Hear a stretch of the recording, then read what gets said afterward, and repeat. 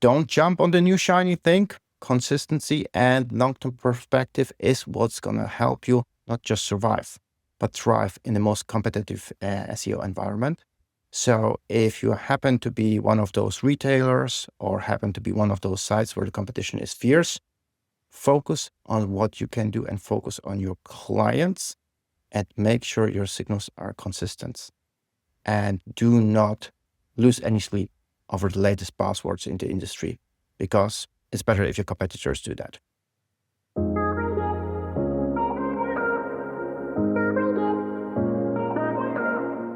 I'm Kaspar Szymanski, and this is SEO in 2026. Kaspar, what's your number one SEO tip for 2026? Data consistency. It is, David, and thank you for asking, because this is a topic very close to my heart. Data consistency. How do you ensure data consistency in 2026?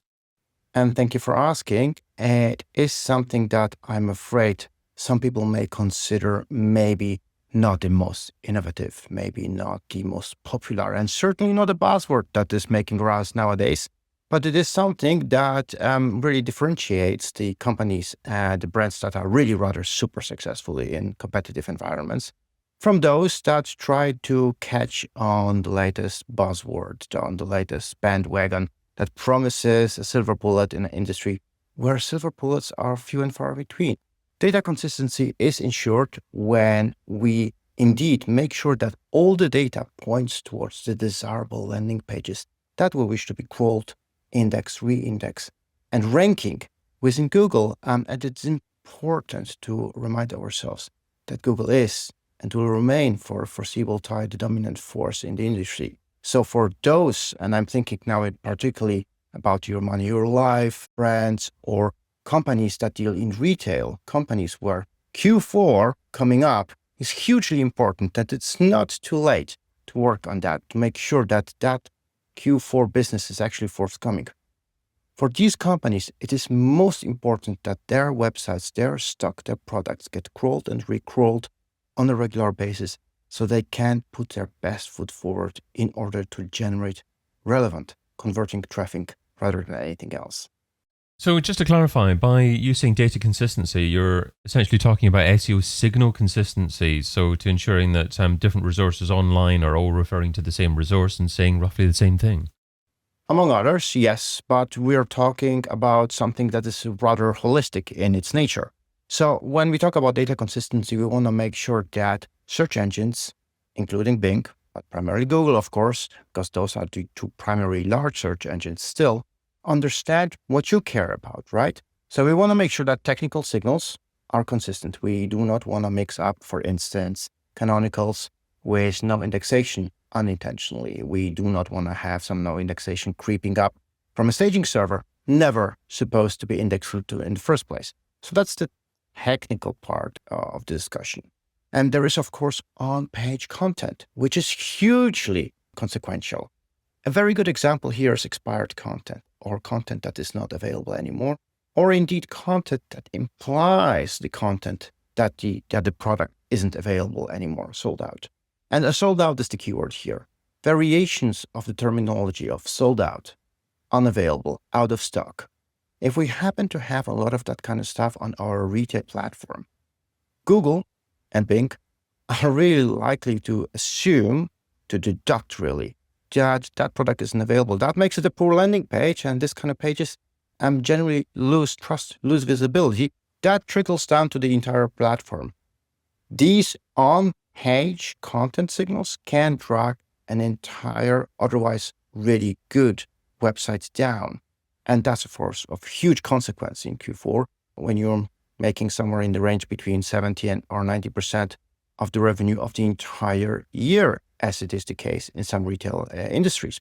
This is the on-page part, right? And then on top of that, we still have off-page. And often when I talk to business partners, clients really, the notion come up that off-page isn't really something that is of huge consequence, because it feels like it's very SEO 2005, 2010, dated, if you want.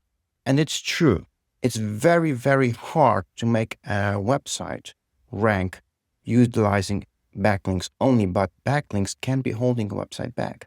So it is important to mitigate those risks that came into existence over years without so much as the current operators of the website knowing, the current owners of the website knowing.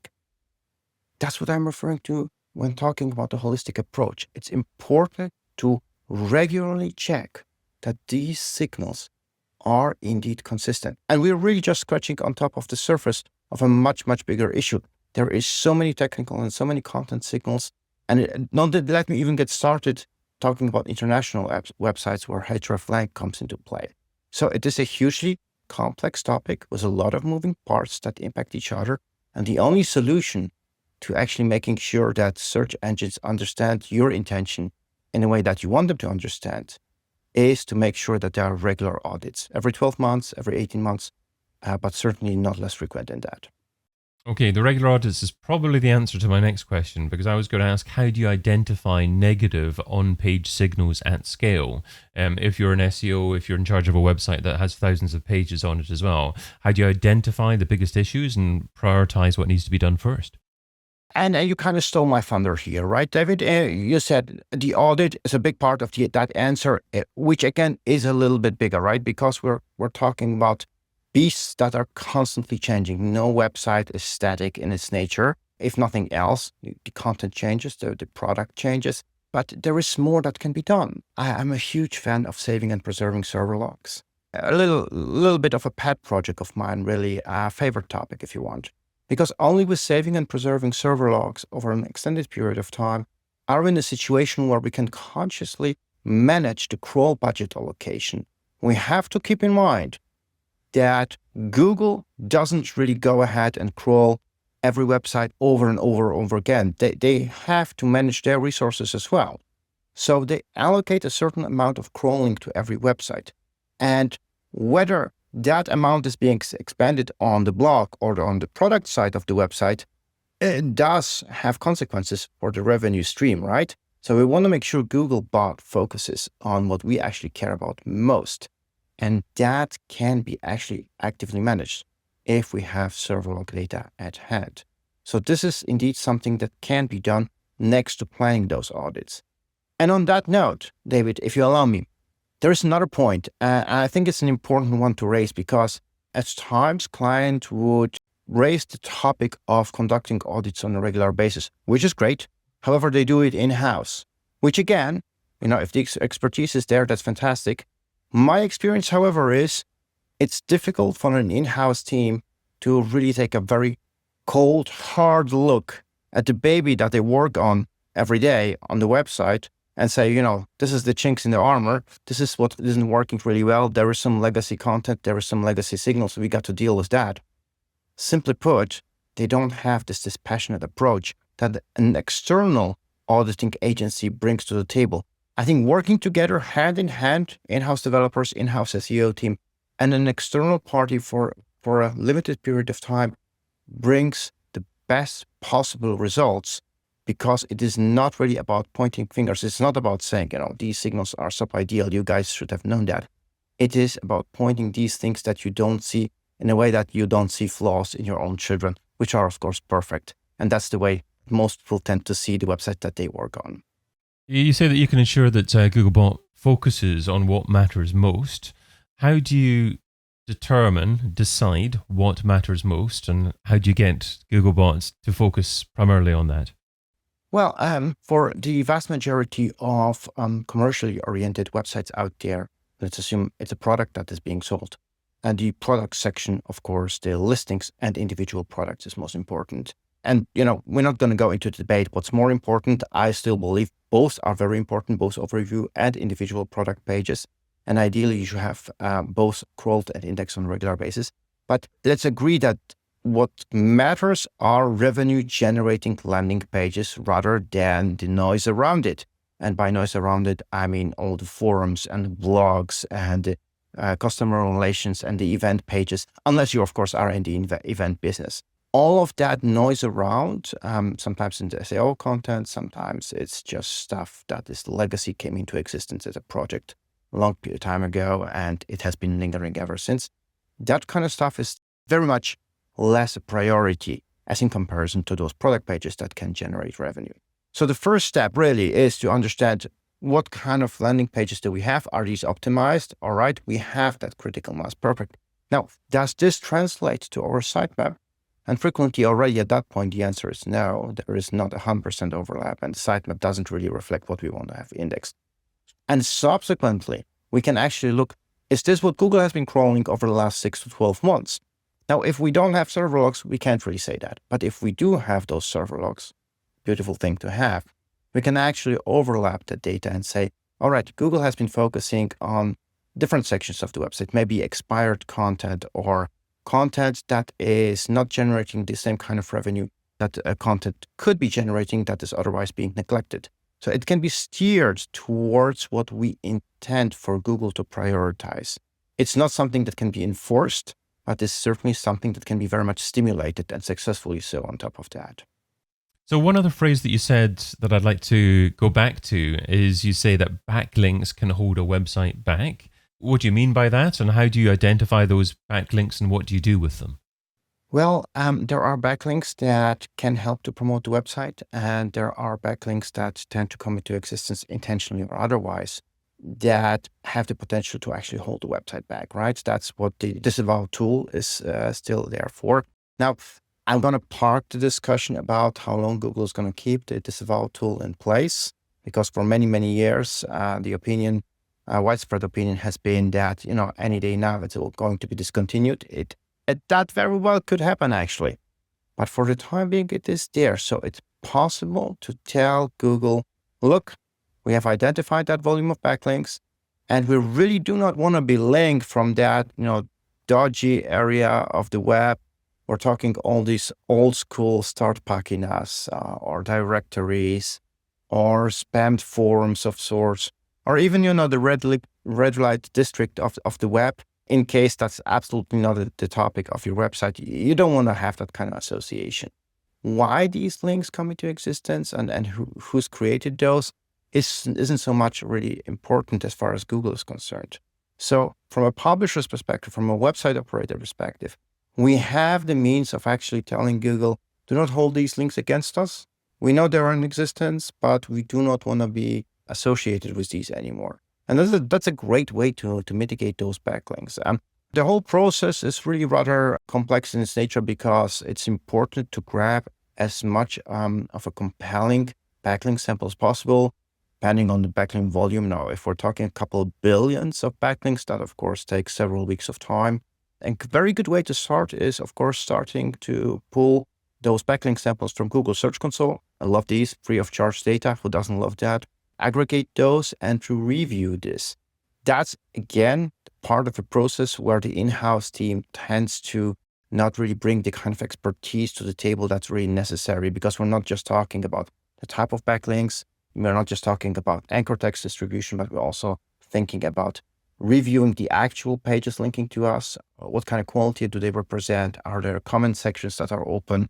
If there is no comments open, that's a very strong signal. These are made for link purposes only. Do they link randomly to all the Viagra and cheap insurance places around the world? Again, a very strong signal that these are made for link purposes only. So there is an art and a science to reviewing a backlink profile.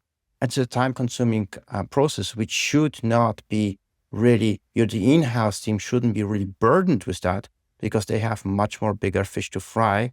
And of course, they wouldn't be quite as efficient doing that. I also want to say, and this is in anticipation of a lot of questions coming around that topic, this is not a process that should be repeated on a monthly or a quarterly basis. Even for the largest websites out there with the biggest backlink profiles, once every 12 months, every 18 months, as part of the audit is perfectly fine. Do not obsess about your backlinks. This is not a top priority. Technical signals and content signals are much more important, but this is still part of a conversation. When we talk about a holistic approach, links cannot be left out. You also say that AI is an optional efficiency tool. So I just have to ask you just a little bit about any use of AI that you currently have, maybe within your business or clients' businesses, and where you think the line lies between harnessing the power of AI and ensuring that humans, or you, you're a human, step in as well. the efficiency increase can be tremendous. Software development, script development is a particularly good example, and that's how we use it indeed. So we're able to provide simple solutions to often complex problems much faster, much more efficient. It's, of course, more cost effective, and it can be tested sooner, as sooner is better, as we know on the web. So there is huge advantages that AI can represent, depending on the individual context, depending on the individual website. Where I'm very, very cautious about applying AI is content generation, because here I yet have to see results that are really rather impressive. Most of the time, the content really falls short of expectations. And more often than not, websites that choose to throw overboard everything they've been doing for years and decades, even go as far as get rid of content that has been manually edited, evergreen content, in order to replace it with the new shiny thing that's called AI content generation. They tend to regret that, and they tend to seek assistance subsequently because their content quality signals are bound to drop really, really badly. Kaspar, what's the key takeaway from the tip you shared today? Well, if you're asking me, don't jump on the new shiny thing. Consistency and long-term perspective is what's going to help you not just survive, but thrive in the most competitive SEO environment. So if you happen to be one of those retailers or happen to be one of those sites where the competition is fierce, focus on what you can do and focus on your clients and make sure your signals are consistent. And do not lose any sleep over the latest buzzwords in the industry, because it's better if your competitors do that. Kaspar Szymanski is Senior Director at Search Brothers. Find out more over at searchbrothers.com. Kaspar, thanks so much for being part of SEO in 2026. David, a real pleasure being on the show. Thanks for having me again. I've been your host, David Bain. Get your copy of SEO in 2026, the book, over at seoin2026.com.